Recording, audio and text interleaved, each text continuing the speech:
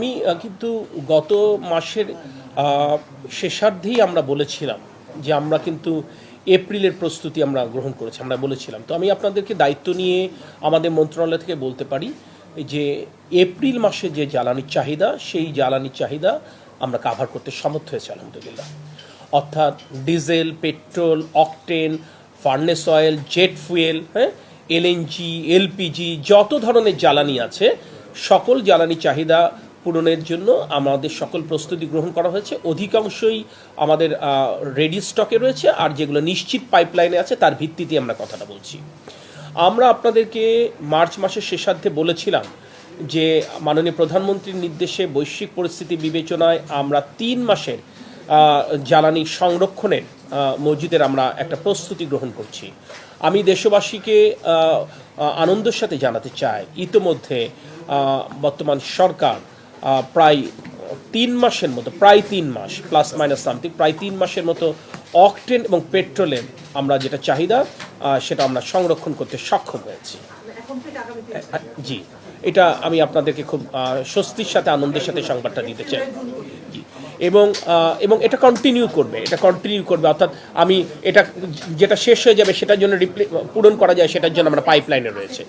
এবং ডিজেলের ক্ষেত্র তাই আমরা আমাদের যাদের সাথে আমাদের যেটা সাপ্লাই চেইনে যাদের সাথে কথা বলছি, আপনারা নিজেরা জানেন যে যারাদের সাথে আমরা চুক্তিবদ্ধ ছিল বৈশ্বিক পরিস্থিতি বিবেচনায় তারা অনেকেই ফোর্স মেজর ডিক্লেয়ার করেছে, যে কারণে আমাদেরকে নতুন নতুন সোর্স আমাদেরকে সার্চ করতে হয়েছে এবং আমরা বেশ কিছু ভালো সোর্স পেয়েছি।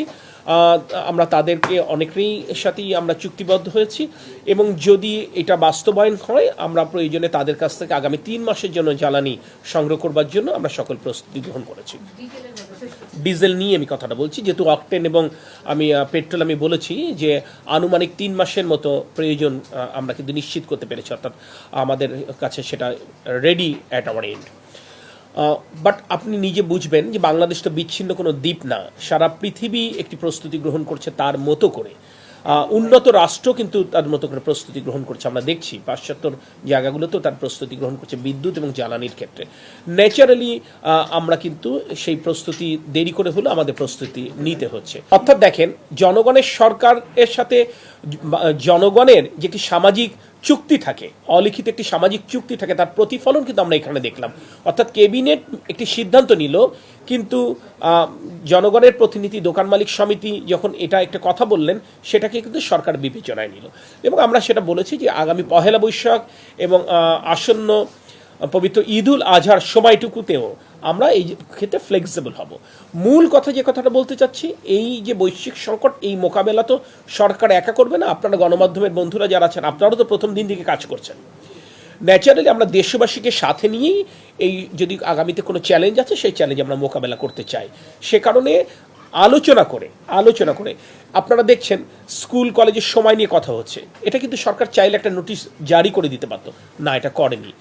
সরকার আমাদের শিক্ষা মন্ত্রণালয় অভিভাবক প্রতিনিধিদের সাথে বসবেন, স্কুল কলেজের অধ্যক্ষ, প্রধান শিক্ষক, প্রধান শিক্ষিকাদের সাথে বসবেন, অর্থাৎ অল দি স্টেক হোল্ডারদের সাথে বসে কোনটি করলে একদিকে আমাদের জ্বালানি এবং বিদ্যুৎ সাশ্রয় করতে পারি এবং আমাদের কোমলমতি শিক্ষার্থীদের কোনো ক্ষতি না হয় সেটাকে বিবেচনায় নিয়ে কিন্তু একটা সিদ্ধান্ত গ্রহণ করা হবে। অর্থাৎ আলোচনা, সব স্টেক হোল্ডারদের সাথে, অংশীজনদের সাথে আলোচনা সাপেক্ষে আমরা সিদ্ধান্তগুলো গ্রহণ করছি।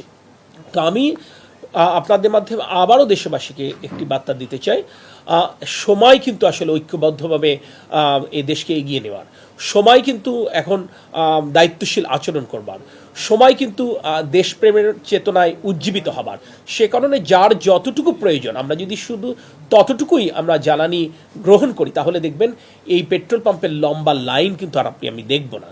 এবং আমরা যে কথাটি স্পষ্ট করেই বলেছি, পেট্রোল পাম্পের যে লম্বা লাইন আমরা দেখছি এটা মূলত অকটেন এবং ডিজেলের।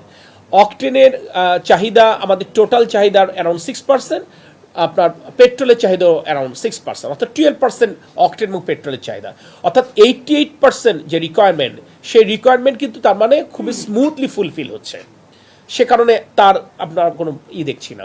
এবং এক্ষেত্রে যে সমস্যাগুলো আছে সেগুলো আপনাদের সারা জেলাতে যে সমস্ত প্রতিনিধিরা আছে আপনারা তাদের সাথে যদি কথা বলেন তাহলে দেখা যাবে এখানে কিন্তু একটা অসৎ উদ্দেশ্যে কিছু ঘটনা ঘটছে। তো সেটার জন্য সরকার তার মেশিনারিজ নিয়ে কাজ করছে, সকলেই কাজ করছে। আজকে সকালবেলাও আমরা সারা বাংলাদেশের 64টি জেলায় জেলা প্রশাসকদের সাথে আমরা ভার্চুয়ালি মিটিং করেছি, সেখানে কিভাবে আমরা একটা সমন্বিত উদ্যোগ করতে পারি। ইভেন বিপিসির এন্ডে পদ্মা, মেঘনা, যমুনা এদের এন্ডেও যদি কোনো ত্রুটি থাকে সেই ত্রুটি কীভাবে সংশোধন করে আমরা এই সাপ্লাইটাকে স্মুথ করতে পারি যাতে করে জনদুর্ভোগ কমে, আবার জনগণও যেন দায়িত্বশীল আচরণ করে তারও অ্যাপিল দিয়েছে। সো এটা কন্টিনিউয়াস একটা প্রসেস। আই হোপ যে ইনশাল্লাহ এই সমস্যা যেগুলো আমি দেখছি ছোটোখাটো এই সমস্যাগুলো সময়ের সাথে সাথে কেটে যাবে।